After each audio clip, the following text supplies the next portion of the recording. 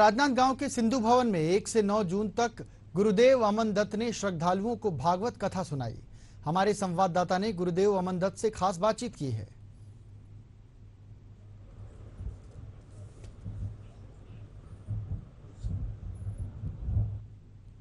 इसके लिए आवश्यक है, जैसे हम एक पेरेंट्स अपने बच्चों को स्कूल के साथ साथ वो ड्राइंग क्लास भी भेजते हैं, वो कराटे क्लास भी भेजते हैं, वो सिंगिंग डांसिंग क्लास भी भेजते हैं, वैसे ही वो कम से कम 1 घंटा उन्हें सत्संग अवश्य भेजे। सत्संग क्लास वो जिस भी परंपरा से बिलोंग करते हैं, वैष्णव, शैव, शाक्त, गाणपत्य, वो एक अपने परंपरा से सत्संग, या हर एक सोसाइटी, हर एक संस्थान पर एक सत्संग अवश्य होना चाहिए। हम लोग सोसाइटी में किटी पार्टी, मॉल, ये तो जाते ही, क्लब, ये सब जाते ही हैं, लेकिन हम सत्संग को महत्वपूर्ण नहीं समझते।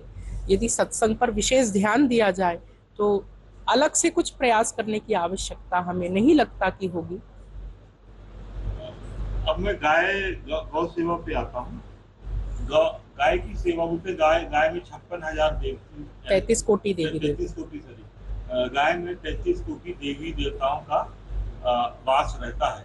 तो गौ माता की सेवा क्यों करनी चाहिए?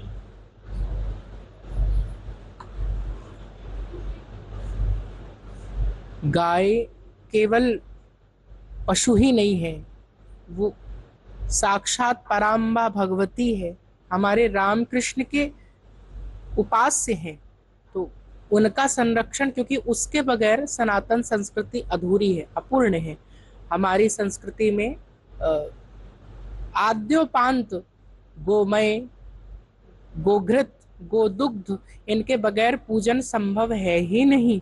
इसलिए गाय का संरक्षण, गाय का संवर्धन, ये इनके उपस्थिति मात्र से प्रकृति और वातावरण में जो विषाद और विकार हैं, वो गाय स्वतः अपने गोधूल से, अपने श्वास से ही नष्ट कर देती है उन विकारों को।